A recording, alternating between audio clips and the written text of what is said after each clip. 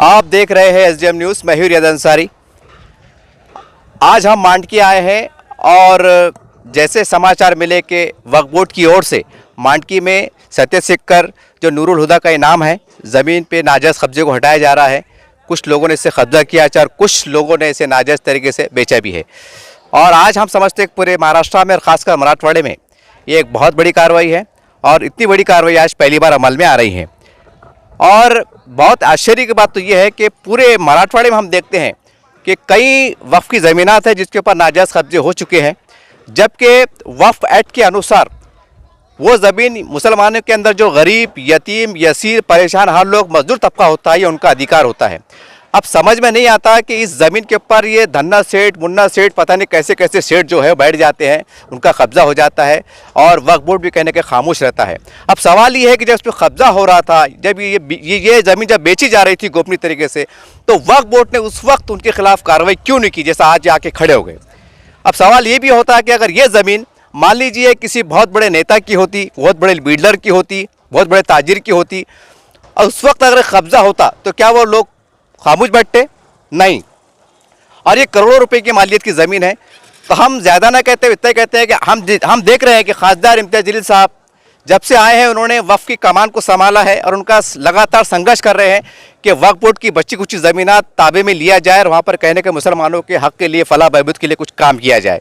अब सवाल ये 88 एकड़ ज़मीन है और हम देखते हैं आज अगर हम औरंगाबाद शहर में अगर चले जाएं तो कई सैकड़ों की संख्या में से गरीब मुसलमान मिल जाएंगे जो भीख मांगकर अपना किराया अदा करते हैं। तो सवाल ये है कि सब 87 एकड़ ज़मीन खाली पड़ी है तो मुसलमानों को क्यों नहीं दिया जा रहा है? आखिर क्या वजह है? आखिर वक्फ के अंदर ऐसा कानून में प्रावधान क्यों नहीं है कि कोई एक बेघर मुसलमान, परेशान मुसलमान वक्फ बोर्ड में एक शिकायत दर्ज कर दे, एक तहरीर में दरख्वास्त दे कि मैं बेघर हूँ, मुझे 20 बाई 30 का प्लाट दिया जाए? क्यों ऐसा कानून बनाया नहीं जाता? आखिर वजह क्या है? हम देखते हैं पूरे महाराष्ट्र में सिर्फ यही समाचार मिलते हैं कि वक्फ की ज़मीनात पे कब्जा हटाया जा रहा है, कार्रवाई हुई है, लेकिन पूरे महाराष्ट्र में ऐसी कोई कार्रवाई देखने में नहीं आई कि वक्फ बोर्ड की जानिब से गरीब मुसलमानों को बसाने का भी काम किया गया है। 1000, 2000, 500 मुसलमानों को बिठाने का काम किया गया है। और सबसे बहुत हैरान कौन बात यह है कि एक आदिवासी समाज पूरे महाराष्ट्र में ऐसा पाया जाता है जो खुलकर नारा लगाता है, जो गैरन ज़मीन होती है वो सरकार की होती है, और आदिवासी समाज नारा लगाता है जो गैरन ज़मीन है वो हमारी है, यानी जो सरकारी है वो हमारी है। और बहुत हैरत की बात है कि वो बस्तियां बस जाती हैं और महाराष्ट्र में कई ऐसी बस्तियां आपको देखने को मिल जाएंगी कि सरकार ने इनको लीगल किया है, उनको मंजूरी दी है। और बहुत दुख और उससे ज़्यादा हैरत की बात यह है कि मुसलमानों की हक की ज़मीन गरीब, यतीम, बेवा, बेकस, परेशान हाल लोगों की ज़मीन आज खाली पड़ी हुई है और मुसलमानों में इतनी हिम्मत नहीं है कि यहाँ के अपना झोपड़ा डाल सके। तो इसका जिम्मेदार कौन है? आज हमारे औरंगाबाद ज़िले में, महाराष्ट्र में, मराठवाड़े में कई मुस्लिम क़यादत है, राष्ट्रवादी की है, कांग्रेस की है, सेना में भी है, भाजपा में भी, और अब तो एमआई में भी, अब तो खासदार साहब भी आ गए हैं। तो ऐसा क्यों नहीं होता कि ये लोग राजनीति से ऊपर उठकर मुसलमानों को बिठाने का काम करें? आखिर वो दिन कब आएगा कि मुसलमान ज़मीन पर बैठेंगे? कब तक ये कंपनियों वाले, बड़े बड़े माफिया वाले इसको हत्याते रहेंगे? एक सवाल उठ रहा है। तो हम ज़्यादा ना कहते हुए खासदार इम्तियाज़ जलील साहब से गुजारिश करते हैं कि साहब, आप एक उम्मीद की आखिरी किरण है। आप जैसा रफ़ीक ज़करिया साहब ने सड़कों को लाया था, पानी के लाइन को लाया था और औरंगाबाद का एक इतिहास बनाया था, आज भी औरंगाबाद के अंदर कोई इतिहास में सबसे पहला नाम आता है तो रफ़ीक ज़करिया साहब का आता है। तो एक ऊपर वाले का करिश्मा बोलिए, ऊपर वाले की शान बोलिए कि एक ऊपर वाले ने आपको मौका दिया है। तो हम आपसे एक दर्दमंद अपील करते हैं, ये मेरी आवाज़ नहीं है, कई गरीब मुसलमानों ने मुझसे कहा है कि आप अपने चैनल के माध्यम से इसकी बात को उनके सामने रखिए। तो साहब, आप एक इतिहास रख सकते हैं क्योंकि वक्फ का कानून मौजूद है, वक्फ बोर्ड मौजूद है और हज़ारों की संख्या में गरीब मुसलमान भी मौजूद हैं। तो ऐसा क्यों नहीं होता कि गरीब मुसलमानों को कॉलोनी शक्ल में जैसे सड़कों बनाया गया है वैसा बनाया जाए? तो उम्मीद करते हैं कि जैसा कि ऐतिहासिक कार्रवाई हो रही है तो वक्फ बोर्ड के इतिहास में ऐसा भी काम देखने में आएगा, ऐसी कार्रवाई भी देखने में आएंगी, गरीब मुसलमानों को बसाने का काम किया जाएगा। तो आज गरीब मुसलमान वक्फ बोर्ड की तरफ और तमाम वक्फ बोर्ड की मेंबर नवाब मलिक साहब और खासकर हमारे औरंगाबाद के लाडले खासदार इम्तियाज़ जलील साहब की तरफ बड़ी आशा भरी नज़रों से, बड़ी उम्मीद भरी नज़रों से देख रहे हैं कि साहब आप आगे बढ़िए, आज आप खासदार हैं, आज आप बहुत कुछ कर सकते हैं और आप कर भी रहे हैं, लेकिन थोड़ा और आगे बढ़िए और औरंगाबाद की तारीख में वो नाम दर्ज करा दीजिए कि रफीक ज़करिया के बाद अगर कोई नाम आए तो आपका है, ये आप कर सकते हैं। आपको इतना पावर है, आपको इतना अधिकार है, तो आप उम्मीद करते हैं कि गरीब मुसलमानों को जहाँ जहाँ भी खाली ज़मीन पड़ी है वहाँ पर आप गरीब मुसलमानों को बसाने का काम करेंगे। क्योंकि आप, मैं फिर एक बार कह रहा हूँ, ये मैं नहीं कह रहा हूँ, ये कई लोगों ने मुझसे कहा है कि इम्तियाज़ जलील साहब हमारी उम्मीद की, हमारी आस की आखिरी किरण है। तो आप साहब ऐसा इतिहास रच सकते हैं और उम्मीद करते हैं कि इस दर्द को आप बहुत शिद्दत के साथ महसूस करेंगे और आप क्या कर सकते हैं, ज़्यादा से ज़्यादा एक इतिहास बना दीजिए और साबित कर दीजिए कि एक मुस्लिम लीडरशिप चाहे तो क्या नहीं कर सकती है। ये आप सिद्ध कर देंगे तो उनके पास तमाशा जाएगा जो मुसलमानों के नाम पर राजनीति कर रहे हैं, जो सत्ता में आते हैं, उन्हें धोखा देते हैं। उनको जोरदार जवाब देने का आज सही समय आ गया है। तो उम्मीद करते हैं कि आप कार्रवाई करेंगे और बता देंगे कि मुस्लिम लीडर चाहे तो क्या नहीं कर सकता। यह समय की जरूरत है।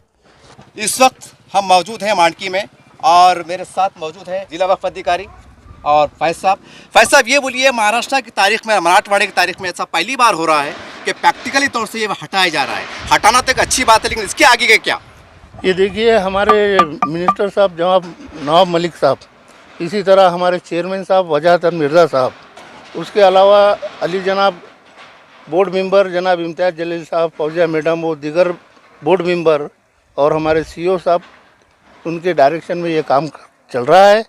इसके बाद भी आगे का स्टेप ये लोग तय करेंगे, उस हिसाब से कार्रवाई की जाएगी।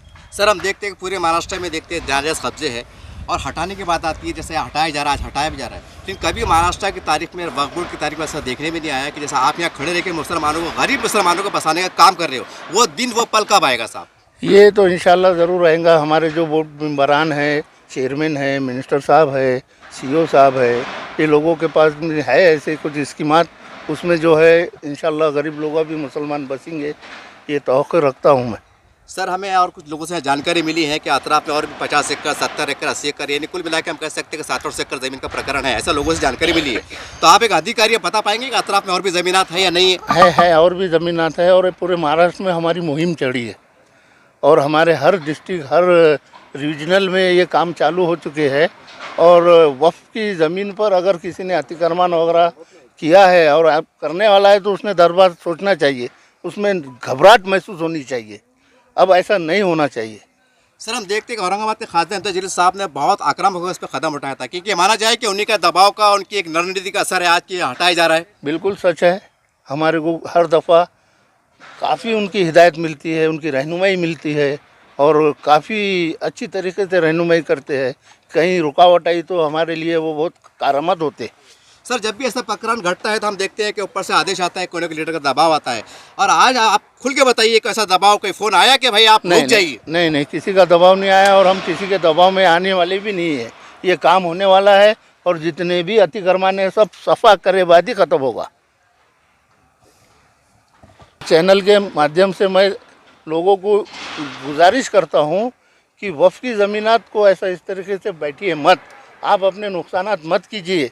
लोगों को, भोले भाले गरीब लोगों को जो परेशान करके उनकी मेहनत की कमाई कर कर यहाँ जो है ज़मीनात बेच रहे हैं, उन लोगों के ख़िलाफ़ खरीदने वालों ने भी एफआईआर करना चाहिए कि उनको धोखे से ज़मीन बेची गई, आज ये टूट चुकी है, जिसका नुकसान हुआ है। सर, जैसा आपने कहा कि गरीब मुसलमानों को बैठना चाहिए, हम देखते हैं कि महाराष्ट्र में आदिवासी समाज, पिछड़ समाज एक ऐसा समाज है जो गर्व से कहता है कि जो सरकारी हमारी है। अब ये वक्फ की ज़मीन अब गरीब की तो है, तो गरीब क्यों नहीं बैठेगा साहब? ये भी सवाल है ना। नहीं, ये ज़मीन तो वक्फ की है, बिल्कुल दुरुस्त है, लेकिन इसका मंशा वक्फ देखा जाता है। जो वक्फ करता है वो किस मंशे से करता है। अगर किसी ने वक्फ किया है कि ये ज़मीन है जो दरगाह हज़रत नूरुल हुदा साहब की, इससे जो आमदनी होगी वो दरगाह को लगेंगी, वहाँ चिराग बत्ती होंगी, तो वो मंशा वक्फ के तहत ही काम होगा। वो मंशा वक्फ को कोई ख़त्म नहीं कर सकता साहब। एक कड़वा सवाल फिर भर के आ रहा है, जैसा आपने बताया मंशा वक्फ, यानी जिस चीज़ के लिए वक्फ की गई, तो सवाल ये है फिर जानना रोड से कई प्रकरण हैं जहाँ पर कब्जे हुए, फिर ये कौन सी मंशा वक्फ कब्जा हो गया? ये इसमें भी हमारी कार्रवाई शुरू हो चुकी है। इंशाल्लाह अनकरीब आप देखेंगे बहुत सी कार्रवाई करने वाले हैं औरंगाबाद शहर में। अभी मैंने जो है 10 एकड़ ज़मीन में बिड़किन में लिया हूँ, ताबे में। उसके बाद में पैठन में एफआईआर किया हूँ। एफआईआर भी बहुत कर रहे हैं हम। और जो वक्फ माफिया है इसमें घबराहट मच गई है। सर, आपने कैसा, आपने कहा कि एफआईआर हो रही है, ठीक है, ऐसा अखबार में देखने में आ रहा है किसी को हथकड़ी लगी हो, जेल में गया हो? नहीं, इसमें क्या है साहब, कानून में ऐसी गुंजाइश है, एफआईआर करे बाद जो है इंक्वायरी होती है, फिर वो कोर्ट में जाते हैं, उनको जमानत होती है, तो वो तो अपने बचाव के लिए हर हरबे इस्तेमाल करेंगे। लेकिन कहने का ये बात गलत है साहब, एक गैर कानूनी कदम उठाने के बाद भी मतलब जमानत मिल जाना, उनके ऊपर कड़ा एक्शन नहीं होना, इसके पर क्या कहेंगे एक आधिकारिक रूप? वो तो कानूनी लीगल मामला है, मैं उसमें कुछ नहीं बोल सकता था। सर, आज मांडकी में वक्फ बोर्ड की ओर से एक बहुत बड़ी कार्रवाई की गई है और हम समझते हैं कि ये मराठवाड़े का, महाराष्ट्र का सबसे बड़ी कार्रवाई है। Yes. वक्फ की तारीख में, वक्फ के इतिहास में। Yes. क्या बता सकेंगे कि ये कार्रवाई किसके आदेश पे और किसके निवेदन पे, किस तरह से कार्रवाई अमल में आई? क्योंकि आप यहाँ खड़े हैं, मौजूद हैं, तो इसके बारे में विस्तार से जानकारी दें आप। हमारी एक परमवीर अब्दुल हमीद सेवाभावी संस्था है, उसके मार्फत हम 2007 से इनामी ज़मीन लड़ते हैं। यहाँ पे 2019 से हमने केस डाले, पहला एप्लीकेशन डाले। पहले एप्लीकेशन से जो चालू हुआ, ये लोगों ने खरीदी बिक्री करे, उसके बाद हमने एफआईआर करके कुछ आरोपी जेल में भेजे। जेल में भेजने के बाद जो है तो छूट के आने के बाद भी और ज़मीन बेचे उन्होंने, और भंगार के गोडाउन वोडाउन बनाना चालू है। वो कायदे को कुछ भी नहीं समझते क्या। दूसरी बात, अब चालू हो गई कार्रवाई, आप लोग आए हुए हैं, आपके सामने कार्रवाई चालू हुई। इसमें तकरीबन 3 साल की मेहनत गई। इसमें कुछ लोग ऐसे है अपने लोग का कि ये ज़मीन बचाना नहीं, ख़त्म होना बोलते, उनको साथ देते क्या। और हमारा सबसे बड़ा मसला जो है तो कब्रस्तान का है। 1 लाख पब्लिक को कब्रस्तान नहीं है, हिना नगर और नारेगांव मिला के 1 लाख पब्लिक बगैर कब्रस्तान की वंचित है। सर, आपने जैसा कब्रस्तान की जिक्र किया था, इतनी बड़ी जमीन है कि यहाँ पर और गरीब मुसलमान आबाद हो सकते हैं, बिल्कुल सोचा है आपने? बिल्कुल, गरीब 5000 मुसलमान बसाने का सोचा है हमने क्या। और दूसरी बात, ये भू माफिया की इतनी डेयरिंग होगी कि एफआईआर फटने के बाद में भी जो है तो अभी इनको आरोपी बनाने की कोशिश करेंगे। और यहाँ पे और भी बहुत सारी ज़मीन है। हम देखते हैं कि वक्फ बोर्ड के, महाराष्ट्र में वक्फ बोर्ड के अंदर जो है तो इम्तियाज जलील साहब है, फौजिया मैडम है, शेख साहब है और भी दीगर लोग हैं। ये भी कहने के इनके काफ़ी बयान अच्छे आए थे, इनकी कार्रवाई अच्छी है। तो क्या आप उनका सपोर्ट हासिल है, क्या इनका कुछ? नहीं, बिल्कुल बिल्कुल सपोर्ट हासिल है ये लोग का भी। कुछ वक्त के मेंबर का, जलील साहब का सपोर्ट हासिल है, फौजिया मैडम का सपोर्ट हासिल है, इनका सपोर्ट हासिल है। लेकिन काम मेहनत तो करना ही पड़ती है हम कुछ क्या। मेहनत नहीं करेंगे तो काम नहीं होता साहब। मुसलमान की पूरी महाराष्ट्र की ज़मीन चले जाएंगी, क्योंकि भू माफिया जो है तो इतनी तस्करी लगाए जोर से कि पूछते हाल नहीं। आगे का रणनीति क्या है आपकी? लीडर क्या बोला चाहिए? आपको मुझे साथ दो, मैं गरीबों के लिए काम करना चाहता हूँ, या मिलके काम करेंगे, ऐसा कोई आह्वान है आपकी तरफ से? बिल्कुल, वक्फ बोर्ड के पूरे मेंबरों ने साथ देना चाहिए। बिल्कुल काम अच्छा करेंगे। गरीब मुसलमान के लिए भाड़ा भरने के लिए पैसे नहीं, वो रोड पे भीख मांगता है और 5000 रुपये भाड़े से रहता है, उसके लिए जगह देना चाहिए वक्फ बोर्ड ने। कितनी ज़मीन क्या ये 87 एकड़ ज़मीन है। इसके अलावा और है कि इधर? इसके अलावा और यहाँ पे 500 एकड़ ज़मीन निकलती। ये बाईपास पे 42 एकड़ ज़मीन है। दरगाह औसाफ खा की 118 एकड़ ज़मीन है। उसमें जो है तो एफआईआर की आर्डर हो गई है वक्फ बोर्ड से। उसमें डिप्टी कलेक्टर आरोपी है, एसडीएम आरोपी है, तहसीलदार आरोपी है, और दूसरी बात 45 लोग आरोपी है उसमें क्या। वो बाईपास पे 42 एकड़ आ रही है, उसकी भी खरीदी बिक्री चालू है अभी, जबकि रोक है रजिस्ट्री को, लेकिन बॉन्ड आधार है, उसकी भी इसार पावती हो गई। सर, जब इतनी बड़ी कार्रवाई हो रही है तो हम देखते हैं कि ऐसे मौके पर जमीन माफिया, बड़े बड़े गुंडे लोग होते हैं, धमकी देते हैं, कार्रवाई करते हैं, इसके बाद इसको दबाव है आपके ऊपर? बहुत धमकी है सर, घर पे हमला हुआ, कई टाइम बहुत कुछ हुआ, बहुत हमले होते हैं। हमने एप्लीकेशन भी दिया है कि यहाँ पे जितने भी भू माफिया है, इनसे हमारे जान को खतरा है। ये ज़मीन में जितने भी संबंधित लोग है, इनसे हमको खतरा है। औरंगाबाद के आम मुसलमानों को क्या बोलेंगे आप पूरे औरंगाबाद के मुसलमानों को बोलूँगा, हक की लड़ाई लड़ो। वक्फ बोर्ड में क्या होता है, बहुत सारे लोग हक की लड़ाई नहीं लड़ते। जैसा मैं जाता हूँ एप्लीकेशन लेके, कुछ ब्लैकमेल प्लेयर ऐसे है कि वो वक्फ बोर्ड को भी ब्लैकमेल कर लेते हैं, काम करने नहीं देते। कोर्ट में जाते, तुतुर मुतुर कार्रवाई करते, सामने वाले से पैसे लेते, चले जाते। ट्रिब्यूनल में जाएंगे, स्टे लेंगे, मैं मुसलमान है, मुसलमान को लड़ने का हक है बोल के अपना काम चालू कर देंगे, अपना पेट भरेंगे। 95% लोग ऐसे हैं कि वो वक्फ बोर्ड को गुमराह करते हैं। और दूसरी बात, बाईपास में जो 42 एकड़ का टुकड़ा है, इसकी अभी अभी इसार पावती हुई है, जबकि कोर्ट से स्टे है कि इसकी रजिस्ट्री नहीं होना, कुछ नहीं होना। 118 एकड़ ज़मीन वो, और ये 87 एकड़ ज़मीन। ये जो कार्रवाई चालू है, यहाँ पे तो कार्रवाई हो रही, लेकिन हमारी ख्वाहिश है कि वहाँ पे भी गरीबों को जगह मिलना। वक्फ बोर्ड ने भाड़ा लेना कायदे से, हम भाड़ा दिलाने के लिए तैयार है, वहाँ पे भी जगह मिलना गरीबों को। जैसा आपने बताया कि हम गरीब मुसलमानों के लिए काम करने वाले हैं और भी ज़मीन आते हैं, तो आप बता पाएंगे ये कौन से एरिया, कितने कितने एकड़? हम ये तकरीबन कैमरेज से साउंगी तक 1000 ज़मीन निकालेंगे। हमको साथ देना औरंगाबाद के मुसलमानों ने, हम ज़मीन निकालने के लिए तैयार है। दिन रात मेहनत करेंगे, हमारे पे हमले होने दो, कुछ भी होने दो, मर्डर होने दो, उसके लिए हम पीछे नहीं हटेंगे, हक की लड़ाई लड़ेंगे क्या। दूसरी बात ऐसी है, कि महसूल प्रशासन ने जितने भी राज्य के रोड गए हैं इसमें भी बहुत अफरा तफरी हुई है। सोलापुर धुलिया हाईवे, इसमें वक्फ बोर्ड की बहुत ज़मीन गई, कितने लोग को रिलीफ हुआ, कितने लोगों को पैसा रिलीफ हुआ, ये सब औकाफ मंत्री नवाब मलिक ने निकालना चाहिए। समृद्धि हाईवे गया नागपुर से भिवंडी, इसमें कितने लोग पेमेंट उठा चुके हैं, इनामदार, मुतौली, ट्रस्टी, क्या तो ये लोग को हक है कि ज़मीन संभालने का या पेमेंट उठाने का। इसमें कुछ अधिकारी इन्वॉल्व होके जो है तो पेमेंट उठा रहे। अभी जैसा भिवंडी जैसा जहाँ तक गया है समृद्धि, उसको लक्केज भिवंडी में एक दीवान सा दरगाह है, उसकी कम से कम 1000 एकड़ की ज़मीन की वाट लगा रहे बिल्डर लोग। वहाँ की भी महानगर पालिका उनको परमिशन दे दी थी, कोई पेपर देखती नहीं, कुछ नहीं। भिवंडी का दीवान शाह दरगाह का इतना बड़ा मसला है, अभी फ़िलहाल बिल्डरशिप चालू है वहाँ पे। तो ये जो है ना, कुछ अपने लोगों के नज़रअंदाज की वजह से काम चल रहा। हम चाहते हैं आपके मीडिया के माध्यम से वहाँ के भी बिल्डर लोग आरोपी बने। क्या सर हम देखते हैं कि हमारे औरंगाबाद में राष्ट्रवादी है, कांग्रेस है, शिवसेना है, भाजपा है, सभी है कि इनके मुस्लिम नेता कहीं ना कहीं आपके सपोर्ट में है कि पीछे से बोलिए? देखिए, अभी तक तो कोई सपोर्ट में नहीं आया, लेकिन आप जो नेता सपोर्ट में आए हैं अभी उनका नाम जाहिर नहीं करेंगे, बाद में उनका नाम जाहिर करेंगे। अभी नाम जाहिर करना ठीक नहीं है। क्या नेता का सबका नाम जाहिर करेंगे तो यहाँ पार्टीशन चालू हो जाएगा। शिवसेना अलग आ जाएगी, बीजेपी अलग आ जाएगी, कांग्रेस, राष्ट्रवादी, सब पार्टियाँ आ जाएंगे। पार्टीशन में मुसलमान बढ़ जाएंगे, बहुत जल्दी बढ़ जाते, यहाँ सब बढ़ जाएंगे और झगड़े अपने अपने में लग जाएंगे। पहले तो 3 साल से झगड़े झेल रहे, कोर्ट जा, कचहरी जा, मार खा, ये कर वो कर। आपकी संस्था का नाम बोलिए और आपका नाम बोलिए। परमवीर अब्दुल हमीद सेवा भावी संस्था, मिर्जा महमूद बेग। सर आज मांडकी के अंदर इतनी बड़ी कार्रवाई की जा रही है वक्फ बोर्ड की ओर से, क्या कहेंगे आप इसके ऊपर? वक्फ बोर्डानं जी बी आज जी कारवाई केली ही कसली बी कायद्याला शेतकऱ्याला इतरला न करता शेतकऱ्याला कसली नोटीस न देता यांना डायरेक्ट येऊन जसं हे काम असं उक्त घेतल्यासारखं, काही शासनाची एक सुपारी घेतल्यासारखं असं कारवाई झालेली आहे आज। याच्यात आम्ही सगळे जनता समाधानी आहे। इथले जे गोरगरीब लोकांना इथं हे झोपडे पुत्रे टाकले होते त्या लोकांचे आज घरं तोडण्यात आले। हे पाप ह्या लोकांना कायम भोगा लागणार आहे। कोण्या जाती धर्मात असं लिहिलेलं नाही का कोणाचं घर तोडा। आम्ही याच्यात समाधानी आहे का आम्हाला न्याय नाही मिळाला, आम्हाला सहकार्य नाही केलं, शिडकोवाल्यांना नाही केलं, पोलीस स्टेशनवाल्यांना आम्हाला सहकार्य नाही केलं। त्याला आम्ही विनंती केल्या का साहेब आम्हाला 2-3 दिवस वेळ द्या, आम्हाला नोटीस द्या, आम्ही आमच्या हाताने काढून घेऊ। आम्ही गुन्हेगार असताना तर आम्ही ठीक आहे, ते कायदा ठरवतील, तुम्हाला आम्हाला गुन्हेगार ठरायचा काही अधिकार नाही।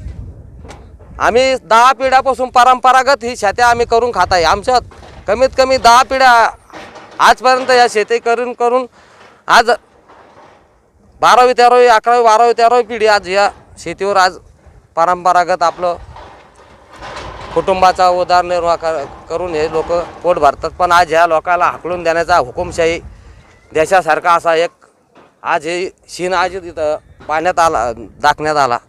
याच्यामुळं सगळ्या याच्यात दहशत पसरली। कायदा म्हणजे आज कायद्याचा आज अर्थ कळला का कायदा काहीच करू शकत नाही।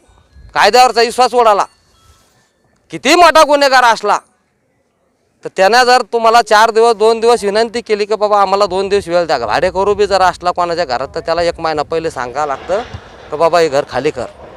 आम्हाला अशी कसलीही कल्पना नहीं दिली, त्याच्यामुळे आम्ही असमाधानी है। दादा लेकिन जैसा वक्फ बोर्ड का दावा है कि ये ज़मीन उनकी एक दरगाह का इनाम है, क्या आप मानते हैं कि दरगाह की ज़मीन है ये? ठीक है हमारे 7-12 पे 2 गुंठे 2 बीघे नूर हुदा बाबा की दरगाह का है, उसमें तो 2 गुंठे बोले तो कोई 87 एकड़ नहीं आती ना। लेकिन वक्फ बोर्ड तो कह रहा है कि 87 एकड़ है। वक्फ बोर्ड कहता 1000 एकड़ जमीन है इसके पहले भी है क्या? आज वक्फ बोर्ड कहता है में बिके नहीं जमीन है वक्फ बोर्ड क्या? सबूत के साथ बताएंगे हम जमीन कस क्या बिके है। वक्फ बोर्ड के जमीन है तो फिर वक्फ बोर्ड ने कंपाउंड मार के रखना था। ये 1000 एकड़ जमीन है हमारा है आज ताबे में, ऐसा है नहीं। इससे पहले कभी वक्फ बोर्ड ने आपको लोगों को नोटिस दिया, कुछ बातचीत की कि आप हमारी ज़मीन है, आप बैठे हो, आप उठिए, खाली करिए, कभी ऐसा हुआ इससे पहले? साल 2 साल 3 साल 5 साल पहले? सही बात करूँगा, वक्फ बोर्ड की ज़मीन ये है नहीं। हमारा दावा है, हमारा 1936 में कुल लगा है ज़मीन पे। 1936 के पहले हमारे दादाजी ने वो करते थे, पर दादा बोले तो 10 पीढ़ा गुजर गया। जब से हम परंपरागत ये खेती कर रहे आज तक वक्फ बोर्ड वो कुछ आए नहीं। ये 2-4 साल में ज़मीन का रेट बढ़ गए और सब जिसको जिसको समझता इनको कैसा परेशान करना, इनसे 10 एकड़ ज़मीन लेना, हमको पैसे के मांगा करे, 10 एकड़ ज़मीन दो नहीं तो कुछ हमको ज़मीन छोड़ो कब्रिस्तान के वास्ते। तो मैंने बोला भाई ये ज़मीन का मालिक मैं अकेला नहीं, यह 100 लोगों का पेट भरते हैं। जो लोगों ने आपको पैसे की मांग करे, जमीन दो बोले, वो कौन नेता थे क्या, सोशल वर्कर थे, कौन थे? नेता गीता कोई नहीं इसमें सब लोकल के थे। जो लोग आज परेशान कर रहे वक्फ बोर्ड के नाम पे, जो लोगों ने आज धंधा शुरू करे, गोर गरीब लोगों को हटाना, शेतकरियों को हटाना, कायदा है भारत देश में, कायदा है, कायदे से सब होगा। कायदा तुमको मानना है, कायदा हमको मानना है। हम गलत होंगे तो हम गलत होंगे, तुम गलत होंगे तुम गलत होंगे, लेकिन एक सिद्ध कायदा करेंगे। लेकिन आज जो काम करे ये कायदे के खिलाफ में काम हुआ, शेतकरी इस पे असमर्थ है। आपने जैसा कहा कि आपकी पीढ़ी दर पीढ़ी इस जमीन के ऊपर कब्जेदार है, तो कहीं ना कहीं आपका नाम उल्लेख होगा 7/12 में। आपने वैसे ही अभी एक बात कहा कि ये जमीन नूरुल हुदा नाम की कोई दरगाह की इनामी जमीन है। नूरुल हुदा बाबा की दरगाह वो हुआ है। अच्छा। मेरे दादा परदादा परदादा के परदादा परदादा के परदादा वो बोलते हैं ये दरगाह 700-800 साल पहले, इसमें कोई तारीख नहीं। वो बोल रहे, हम भी बोलते उसमें 2 बीघा उसमें उल्लेख है, 27 एकड़ नहीं 2 बीघा उल्लेख है। और हम 10-12 पीढ़ी से हम ये जमीन संभाल रहे। इसमें हमारा 7/12 में पेरे में नाम है, इतर अधिकार में नाम है, हमारे दादा परदादा का नाम है, हमारे पिताजी का उनका भी नाम है, भाइयों का नाम है। दादा का नाम बोल। कडुबा ठामाजी ये मेन इसके ये फुलदार आहे। तुमचं पूर्ण नाव सांगा. साईनाथ कडुबा चौथे मी त्याचा वारिस आहे। कडुबा ठामाजी चौथे यांचा वारिस मी साईनाथ कडुबा चौथे मी त्याचा वारसाच्या मुळे मी 87 एकर जमिनीची केस कोर्टात चालू आहे माझी।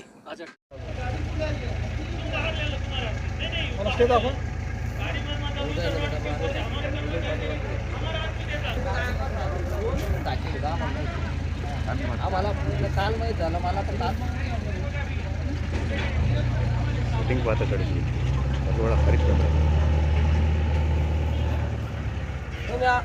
आम्हाला नोटीस द्यायला पाहिजे। जरी ठीक आहे आम्ही चोर असन, चाबरे असन, चाठरा असन, काय असन ते असन, पण आम्हाला जर तुम्ही नोटीस द्यायला पाहिजे। आम्ही गुन्हेगार, पण तुम्ही सुशिक्षित असून तुमच्यापाशी सगळ्या गोष्टी असून अभ्यास असून तुम्ही काय नाही केलं? सर कॉपरेट करने को रेडी है, मतलब हम लोग जब तक स्टे नहीं आएगा तब तक नहीं होगा। मॅडम ते म्हणते जोपर्यंत ते येत नाही तोपर्यंत बोर्डाचे लोक दादागिरी करायला लागले तुमच्या समोर दादागिरी करायला लागले. प्रलंबित आहे, सिद्ध व्हायचं वकवाड्याची जमीन आहे का नाही म्हणून दाखल केलेलं म्हणलं साहेब, गायकवाड साहेबांनी सांगितलं दाखल केलेलं म्हणलं, हे नंबर पाडा म्हणलं 31-5 हे नंबर आहे आपला।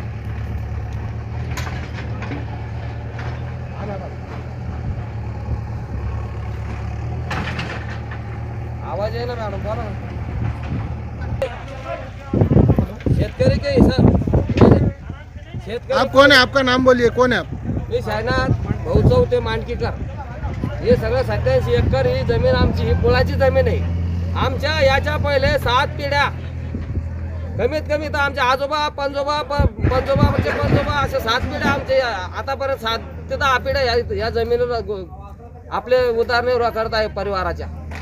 त्याच्या आर्थिक अडचणीसाठी काही लोकांनी कोणच्या आधारे काही कोणाकडे जमिनी ठेवल्या, बाबा आम्हाला लग्न कार्याला मुलीच्या लग्न कार्यासाठी थोडे पैसे द्या बाबा, आम्ही तुमचे पैसे घेऊ आणि तुम्हाला तुमच्या जमिनी पैसे देऊन आम्ही आमच्या वापस घेऊ, अशा याच्यावर या जमीन हे ते ना काही बांधकामं हे ते केले, पण आहे ना शुल्क आल्याला कसलीही या शेतकऱ्याला या गोडाऊनवाल्याला नोटीस न देता त्यानं डायरेक्ट कारवाई तोडातडीची कारवाई केली। त्याला समजून सांगितलं, आज जोडून विनंती केली साहेबाची, प्रशासकाची विनंती केली मी तर बाबा आम्हाला 2-3 दिवस कमीत कमी वेळ द्या।